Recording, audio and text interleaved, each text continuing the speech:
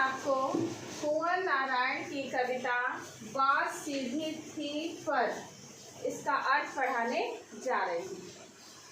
बच्चों, इस कविता का मूल विषय यह है कि कवि जब कविता लिखता है या कोई रचना करता है तो उस समय वह अगर भाषा पर विशेष ध्यान देता है तो उसका जो भाव पक्ष है वो पूरी तरह से समाप्त हो जाता है।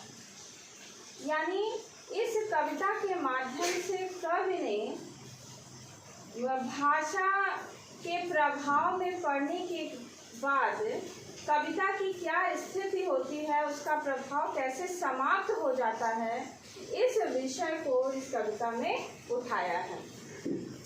कुंवर नारायण की यह कविता कवि के कोई दूसरा नहीं संग्रह में संकलित है। बात सीधी थी पर एक बार भाषा के चक्कर में जरा टेढ़ी फंस गई। बात शब्द का अर्थ होता है कथ्य। कथ्य माने जिस बात को, जिस विषय को कवि अपनी कविता में कहना चाहता है। बात सीधी थी पर एक बार भाषा के चक्कर में जरा टेढ़ी फंस गई। उसे पाने की कोशिश में भाषा को उल्टा पलटा, तोड़ा मरोड़ा, घुमाया फिराया कि बात या तो बन जाए या फिर भाषा से बाहर आए। लेकिन इससे भाषा के साथ साथ बात और भी पेचीदा होती चली गई।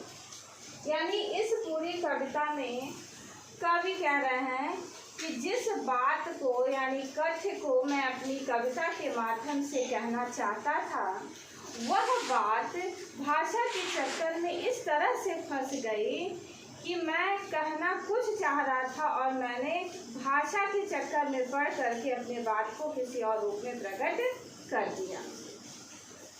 बात सीधी थी। जिस बात को अपनी कविता के माध्यम से कवि कहना चाहते थे वह बात बहुत ही सीधी थी, सरल थी। पर एक बार कवि को ये लगा कि क्यों ना अपनी इस बात को, इस कथ्य को अलग अलग शब्दों में, मुहावरों में, अलंकारों में कुछ अलग तत्सम तद्भव शब्दों को लेकर के कुछ अलग प्रयोग करके इस बात को दूसरे रूप में कहा जाए। तो जब वह भाषा के चक्कर में फंस गए, अपने मूल बात को वो ध्यान ही नहीं दिए और भाषा के चक्कर में उलझ गए, तो उनकी मुख्य बात टेढ़ी फंस गई। बच्चों, कविता का पक्ष, कविता के दो पक्ष होते हैं, भाव पक्ष और कला पक्ष। तो जब कवि अपने विषय के भाव पक्ष को छोड़ करके कला पक्ष पर विशेष ध्यान देने लगता है, कला पक्ष माने उस कविता की भाषा, उसके अलंकार, उसके छंद, जब इस पक्ष पर कवि विशेष ध्यान देने लगता है तो उसका भाव पक्ष पूरी तरह से कमजोर हो जाता है। तो इस कविता में कवि इसी बात को बताना चाह रहे हैं कि मैं कला पक्ष पर ध्यान देने के कारण जिस बात को मैं कहना चाह रहा था वह बात इसी भाषा के चक्कर में फंस करके पूरी तरह से समाप्त हो गई। उसे पाने की कोशिश में, उसे माने जिस मूल बात को, कथ्य को वो कहना चाह रहे थे, लेकिन वह भाषा के चक्कर में फंस गए जिससे वो अपनी बात को कह नहीं पाए। तो उसे पाने की कोशिश में भाषा को उल्टा पलटा, तोड़ा मरोड़ा, यानी जिस भाषा में अपनी बात को व्यक्त किया उस भाषा से अपनी मूल बात को वो निकालने की कोशिश करने लगे। फिर नए शब्द, नए अलंकार, नए छंद उसमें मुहावरों में डाल करके अपनी बात को वो कहना चाह रहे थे।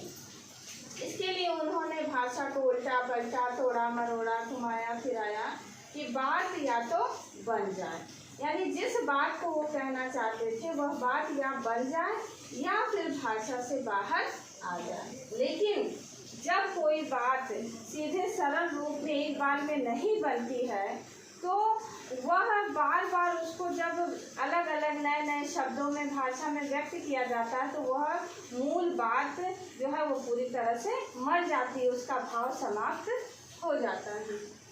लेकिन इससे भाषा के साथ साथ बात और भी पेचीदा होती चली गई। पेचीदा होने का मतलब बहुत ही जटिल होती चली गई। जिस बात को बहुत सरल और सहज शब्दों में या अभिव्यक्त कर सकते थे वह बात बहुत और भी भाषा के चक्कर में फंसती चली गई।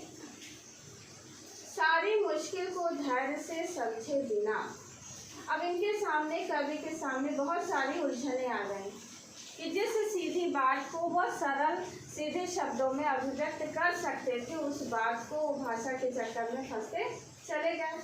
तो इस सारी परेशानी को धैर्य से समझे बिना, ये चाहते तो पूरे धैर्य से काम लेते और अपनी बात को, जिसको वो सबसे कहना चाह रहे थे अपनी रचना के माध्यम से, उस बात को फिर से वह कह सकते।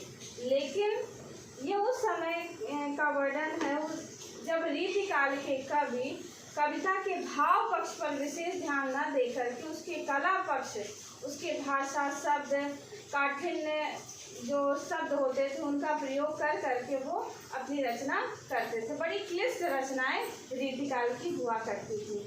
तो इस कविता के माध्यम से एक तरह से उन्होंने रीतिकाल के कवियों पर भी प्रहार किया है कि रीतिकाल के कवि इतने कठिन शब्दों में अपनी रचनाएं लिखते थे कि सामान्य पाठक वर्ग को पढ़ने में बड़ी ही दिक्कत होती थी। तो सारी मुश्किल को धैर्य से समझे बिना, अगर ये चाहते तो अपनी इस उलझन को, समस्या को दूर कर सकते थे। मैं पेज को खोलने के बजाय, यहाँ पर बात शब्द की उपमा जो है वो पेज से दी गई है। बात की पेज खोलना यानी किसी भी बात को सरल और सहज रूप में अभिव्यक्त करना। मुहावरा भी है, बात की पेज को खोलने के बजाय उसे बेहतर कसता चला जा रहा था। इसका मतलब यह है कि बच्चों, जैसे हम पहली बार जब दीवार में कील को गाड़ते हैं, ठोकते हैं, तो अगर पहली बार में कोई कील अच्छे से दीवार में नहीं ठोक पाती है तो दोबारा अगर उस जगह पर आप कील को गाड़िए तो वहाँ पर छेद हो जाता है, उसका सीमेंट बाहर निकल आता है, वो कील सही से वहाँ पर ठुक नहीं पाती है, अंदर से उसमें कसावट नहीं रहता है। वही बात पर भी लागू होती है कि जब कोई बात सरल और सहज रूप में अभिव्यक्त नहीं हो पाती है और उसको आदमी बाद में सोचता है कि बाद में उस बात को अभिव्यक्त कर देगा, तो वह मूल बात जो है फिर दोबारा उस भाव में अभिव्यक्त नहीं हो पाती, उसे बेहतर करता चला जा रहा था। क्योंकि इस कर्तव्य पर मुझे साफ सुनाई दे रही थी तमाशबीनों की शाबाशी और वाहवाह। यानी जो ये रचना कर रहे थे, कविता के भाव पक्ष पर ध्यान न देकर के कला पक्ष पर ये विशेष ध्यान दे रहे थे। तो कला पक्ष पर ध्यान देने के कारण इनकी कविता पूर्ण रूप से बन करके तैयार हो गई। लेकिन इस पूरी कविता का जो भाव पक्ष था वो कमजोर पड़ गया और इसका कला पक्ष जो है वो मजबूत होता चला गया।